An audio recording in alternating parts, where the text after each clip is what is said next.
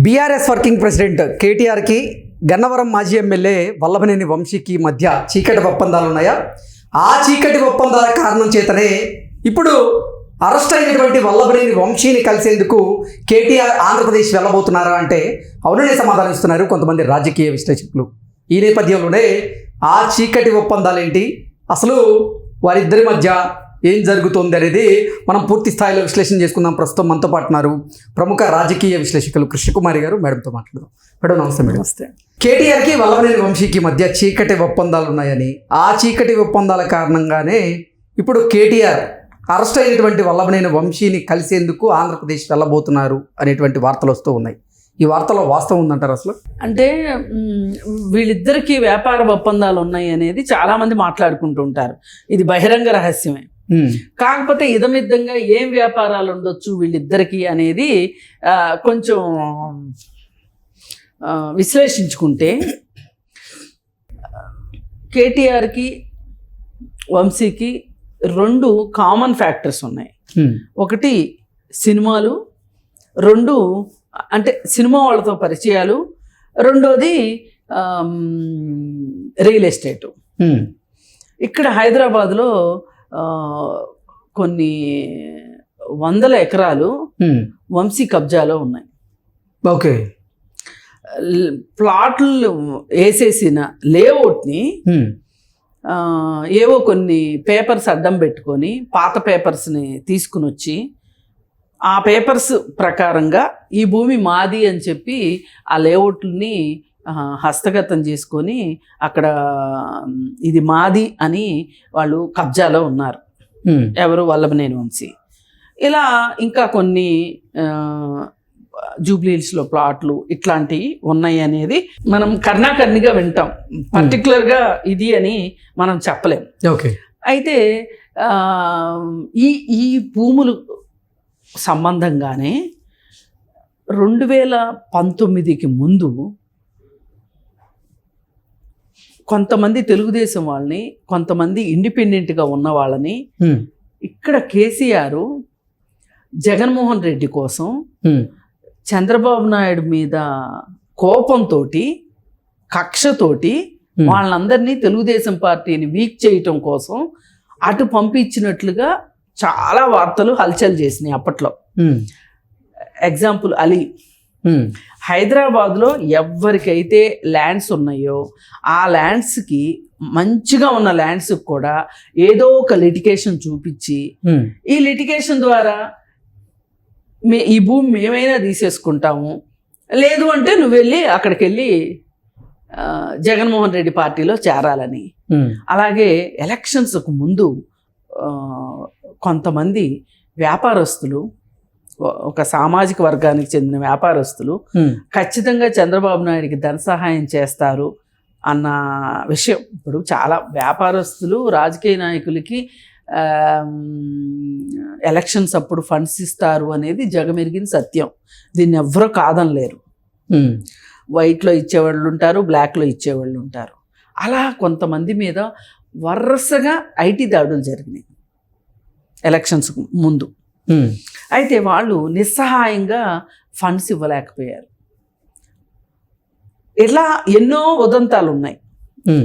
ఈ ఉదంతాలన్నీ ఏం చెప్తున్నాయంటే మనకి చంద్రబాబు నాయుడు మీద కక్ష తీర్చుకోవటం కోసం జగన్మోహన్ రెడ్డిని పావుగా చేసుకొని కేసీఆరే ఇదంతా, కేటీఆర్ కలిసి ఇదంతా చేశారు అని. ఓకే. అయితే ఇది వాస్తవం అని మనం ఎలా అనుకుంటాము అని అంటారు. అయితే వీళ్ళ బుద్ధి ఎప్పుడు ఇవన్నీ పైన వార్తలు, వాళ్ళకై వాళ్ళు బయట పెట్టుకున్నది ఏదీ లేదు ఇందులో. కానీ ఒక్క విషయంలో చంద్రబాబు నాయుడిని అరెస్ట్ చేసినప్పుడు కేటీఆర్ పెట్టిన ట్వీట్ బట్టి మనం ఇది గన్ షాట్గా వీళ్ళందరి మైత్రి ఉంది అనేది మనకు అర్థమైంది. ఓకే. చాలా సంతోషాన్ని ఇచ్చావు బ్రదర్, హిలీరియస్ మూమెంట్ అని చెప్పి కేటీఆర్ ఇచ్చాడు. అలాగే అక్కడెక్కడో ఎవరినో అరెస్ట్ చేస్తే ఇక్కడేంటి మీ వేషాలు, నోరు మూసుకుని ఇంట్లో కూర్చోండి, కావాలంటే అక్కడ చేసుకోండి పోండి అని చెప్పి కేటీఆర్ మాట్లాడడం మనం విన్నాం. కనీసం ఆ అరెస్టుని కేసీఆర్ లాంటి వాళ్ళు ఖండించలా. ఇవన్నీ చూస్తే మనకేమనిపిస్తుంది, వీళ్ళంతా జగన్మోహన్ రెడ్డి మనుషులే, జగన్మోహన్ రెడ్డి వీళ్ళ కోసం జగన్మోహన్ రెడ్డి కలిసికట్టుగా ఉన్నారనేది మనకు అర్థమవుతుంది. మరి దీనిలో భాగంగానే ఇప్పుడు ప్రస్తుత పరిణామాల్లో వల్లభనేని వంశీని వెళ్ళి జైల్లో చూసి రావడానికి కేటీఆర్ సిద్ధమయ్యాడు అనేది వార్త. ఇప్పుడు ఈ వార్త బాగా షికారు చేస్తుంది. కానీ మరి మీకు ఈ పాటికి డౌట్ రావాలి, అంతలా ఎలా బయటపడి వెళ్తాడండి కేటీఆర్, ఇక్కడ ఏమీ పని లేనట్లు విజయవాడ దాకా వెళ్తాడా అని అంటే, వెళ్తారు. రాజకీయాలు నడిపిస్తాయి, ఆర్థిక అంశాలు అట్లా నడిపిస్తాయి. అంటే చీకటి ఒప్పందాలు అంటూ రాస్తున్నారు. ఏంటి చీకటి ఒప్పందాలు అంటే రియల్ ఎస్టేట్ ఇంకేముంటాయి? రియల్ ఎస్టేట్ కాక ఇంకేముందండి వాళ్ళ మధ్యలో. కాకపోతే ఒకప్పుడు అతను కూడా సినిమాలు తీశాడు. జూనియర్ ఎన్టీఆర్ ఉన్నాడు కదా. అవును, వంశీ ప్రొడ్యూసర్ గా కూడా చేస్తున్నారు. అందుకని ఈ విషయంగా కేటీఆర్ కూడా సినిమా వాళ్ళతోటి మంచి పరిచయాలు ఉన్నాయి కదా. అలా వాళ్ళిద్దరికి మైత్రి అయితే ఉన్నమాట వాస్తవం. ఇంక చీకటి గీకటి అంటానికి లేదు. ఇవన్నీ లోపాయికారి అంటారా లేకపోతే బహిరంగం అంటారా, మొత్తానికి ఏదైతేనేమి వీళ్ళందరూ ఒకే గూటి పక్షులు వీళ్ళందరూ. అయితే ఇప్పుడు అక్కడికి వెళ్తాడు అనే దానికి మీరు అడగాలి మరి లెక్క అయితే ఏంటండి అసలు ఇంత ఓపెన్గా ఎట్లా వెళ్తాడు అని. మేడం, వల్లభనేని వంశీ అరెస్ట్ని ఇప్పటి వరకు వైసీపీ అధ్యక్షుడు జగన్మోహన్ రెడ్డి ఖండించలేదు. అలాంటిది కేటీఆర్ ఆంధ్రప్రదేశ్ వెళ్ళి అసలు వల్లభనేని వంశీని కలుస్తాడా అంటే అసలు అని మీకు అలా అనిపిస్తుంది. కానీ వాళ్ళ ఆర్థిక అంశాలు అట్లా చేస్తాయి. ఇప్పుడు జగన్మోహన్ రెడ్డిని ఆయన పేరేంటి, మ్యాట్రిక్స్ ప్రసాద్ని సినిమా యాక్టర్ నాగార్జున వెళ్ళి జైలుకి పలుమార్లు వెళ్ళి కలిశారు. ఎందుకు కలిసి ఉండొచ్చు? బిజినెస్ లావాదేవీలు అంటారు అంతే. బిజినెస్ లావాదేవీలు. నేను జైల్లో ఉన్నప్పుడు నన్ను పట్టించుకోలేదు, నా కోసం రాలేదు, నన్ను చూసుకోలేదు అని ఎక్కడ జల్లకాయ కొట్టేస్తారోనని చెప్పి మరి నాగార్జున 2-3 సార్లు వెళ్ళాల్సి వచ్చింది. వెళ్ళినప్పుడు పనిలో పనిగా జగన్మోహన్ రెడ్డిని కూడా కలిసి రావటం జరిగింది. మరి మామూలుగా అయితే అసలు నాగార్జునకి ఏం పని అనుకుంటాం, అట్లాగే వెళ్తారు. మరి హైదరాబాదులో వల్లభనేని వంశీ అక్కడ గన్నవరంలో ఓడిపోయిన ధర్మిల ఒకసారి అతన్ని వెంబడించారు కూడా లోకల్ పాలిటిక్స్లో. అవును, వెంబడిస్తే భయం వేసింది ఒక రకంగా. అసలు అమెరికా వెళ్దాం అనుకున్నాడు. అమెరికా వెళ్ళాడు కూడా. ఓడిపోయిన వెంటనే అమెరికా వెళ్ళాడు చూడండి. వెళ్ళి అక్కడ గ్రీన్ కార్డు కోసం అప్లై చేశాడు. అప్లై చేస్తే మామూలుగా అయితే 2.5 నెలల్లో గ్రీన్ కార్డు వచ్చేస్తుంది. అంటే ఇన్ని కోట్ల బిజినెస్ చేస్తున్నాము అని అక్కడ ఏదైనా బిజినెస్లో పెట్టుబడి పెడితే మనం అది చూపిస్తే మనకు గ్రీన్ కార్డు వస్తుంది. అక్కడ వాళ్ళకి ఈ లైన్తో సంబంధం లేదు.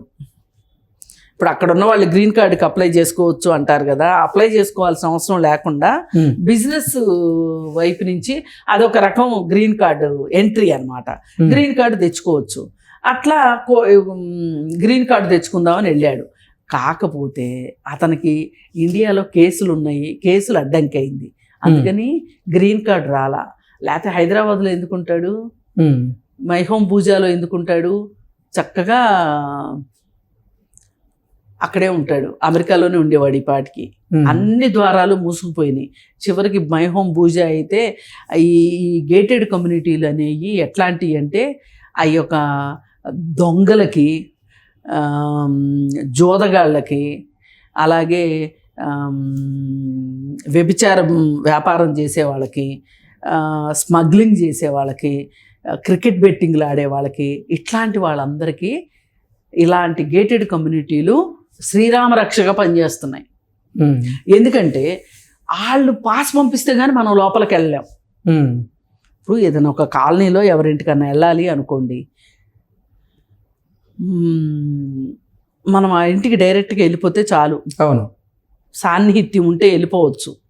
ఫోన్ కూడా చేయకుండా వెళ్తాం మనం. ఇప్పుడు వచ్చినాయి కొత్తగా ఫోన్ చేసి మీరు ఉన్నారా లేదా, రావచ్చా, మీ టైం మాకు ఇస్తారా లేదా అని అడిగే రోజులు ఇవి.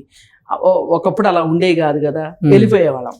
ఇప్పుడు గేటెడ్ కమ్యూనిటీలకి మనం ఫోన్ చేసినా సరే వస్తాము అని వాళ్ళు రమ్మన్నా సరే వాళ్ళు గేట్ పాస్ పంపించింది మనం లోపలికి వెళ్ళలేము. ఇప్పుడు డబ్బులు ఎగ్గొట్టే వాళ్ళు ఉంటారు. ఈ డబ్బులు ఎగ్గొట్టిన వాళ్ళు చాలా మంది గేటెడ్ కమ్యూనిటీలో ఉంటారు. ఎందుకంటే రానివ్వరుగా లోపలికి. ఇప్పుడు నేను డబ్బులు వసూలు చేసుకోవాలి, నాకే ఎదురైంది, నాకు ఒకళ్ళు డబ్బులు ఇవ్వాలి. అంతకుముందు మామూలు కాలనీలో ఉండేవాళ్ళు, నేను 4-5 సార్లు వెళ్ళాను డబ్బుల గురించి. ఆల్ ఆఫ్ ఎ సడన్ ఇల్లు ఖాళీ చేశారని చెప్పారు. ఫోన్ చేసి అడిగితే ఏం చెప్పారు, నేను పలానా గేటెడ్ కమ్యూనిటీలో ఉన్నానని చెప్పారు. ఆ ఫోన్ వరకు బాగానే ఉంది. సరే, ఆ తర్వాత కొన్ని రోజులు పోయిన తర్వాత నేను ఆ గేటెడ్ కమ్యూనిటీ దగ్గరకు వచ్చి అయితే ఆ సార్తో ఫోన్ చేయించాలి అన్నారు. నేను బయట ఉన్నానండి, ఇంట్లో లేనండి. సరే, మళ్ళీ ఇంకో 4 రోజులు పోయిన తర్వాత వెళ్ళాం, మళ్ళీ ఇదే సమాధానం, ఆయన ఇంట్లోనే ఉంటాడు. ఇంట్లో ఇప్పుడు మన లోపలికి వెళ్తే కదా ఇంట్లో ఉన్నాడో లేదో చెక్ చేయటానికి. అసలు లోపలికి పంపిరు కదా, అందుకే భూజాలో ఉన్నాడు. ఈ గేటెడ్ కమ్యూనిటీలు వీళ్ళ పాలిట శ్రీరామ రక్షలాగా పనిచేస్తున్నాయి అన్నమాట. మరి ఇక్కడికి వచ్చి దాక్కున్నాడు అంటే హైదరాబాద్ అయితే నాకు సేఫ్టీ, పైగా ఈ గేటెడ్ కమ్యూనిటీలు అయితే సేఫ్టీ. అది ఇది కాదంటే నేను కేటీఆర్ ఇంట్లోనో కేసీఆర్ ఫామ్ హౌస్లోనో వెళ్ళి ఉంటే కూడా నాకు దిగులు, అక్కడికైతే ఊరొస్తారు. ఓకే, ఈ ధీమాతోటి హైదరాబాద్లో తలదాచుకున్నాడు. సరే, ఏదేమైనప్పటికీ కానివ్వండి, అందరికీ కష్టకాలం వచ్చినట్టే వంశీకి కూడా వచ్చింది. ఈ కష్టకాలంలో ఎవరెవరు వెళ్ళి ఆయన్ని పరామర్శిస్తారో ఆయన గుర్తుపెట్టుకుంటాడు. ఆయన గుర్తుపెట్టుకుని తర్వాత ఎప్పుడైనా సరే వాళ్ళకి ఏదైనా అవసరమైతే ఆయన వాళ్ళకి తోడుగా ఉంటాడు. అలాగే ఇప్పుడు తనని వాడుకుని రాని వాళ్ళు ఉంటే వాళ్ళ మీద కక్ష తీర్చుకుంటాడు. అట్లా కక్ష తీర్చుకునే పేరుల్లో ఫస్ట్ పేరు జగన్మోహన్ రెడ్డికి ఉంటుంది. ఓకే, మరి ఈ విధంగా ఎవరు వెళ్ళినా ఎవరు వెళ్ళకపోయినా 14 రోజుల రిమాండ్ తర్వాత బెయిల్ వస్తుంది సహజ న్యాయ సూత్రాల ప్రకారం. ఈలోపు కస్టడీకి అడుగుతున్నారు. ఈలోపు ఇంకొక కేసు ఏదైనా ఈ 14 రోజులు పూర్తయ్యే లోపు ఇంకొక కేసు ఏమీ రాకపోతే బెయిల్ వచ్చేటువంటి అవకాశం ఉంది. ఓకే, కానీ ఇతనికి బెయిల్ వచ్చే అవకాశం చాలా తక్కువ ఇప్పట్లో. ఎందుకంటే ఇతను ఆల్రెడీ సాక్షుల్ని ప్రభావితం చేయకూడదు, సాక్షుల్ని బెదిరించకూడదు, సాక్ష్యాలు తారుమారు చేయకూడదు అనేది మన న్యాయశాస్త్రంలో ఉంది. మరి అలాంటి పని ఆల్రెడీ చేసేసాడు, అరెస్ట్ చేయకముందే చేశాడు కాబట్టి ఇంత గొప్ప ప్రయత్నం చేసిన తర్వాత మరి ఇంత అర్జెంటుగా ఆయనకి బెయిల్ ఇచ్చేసేస్తే చాలా కష్టమని, బహుశా బెయిల్ రావటం కష్టమే, కనీసం 3-4 నెలలు కష్టం అవుతుంది. సరే, ఈలోపు ఈ 3 నెలలు కాదు, పోనీ నెలకు వచ్చింది అనుకోండి, ఈ నెలలోపు ఇప్పుడు చాలామంది బాధితులు వస్తున్నారు, మా ఆస్తులని విషయంలో మమ్మల్ని ఇబ్బంది పెట్టాడని ఇంకోటి చాలామంది క్యూ కడుతున్నారు. వాళ్ళెవరు కేసు వెయ్యకపోతే బెయిల్ వస్తుంది తప్పితే అదర్వైజ్ బెయిల్ రాదు. మరి ఏం జరుగుతుందో చూడాలి. Okay madam, thank you so much. Thank you.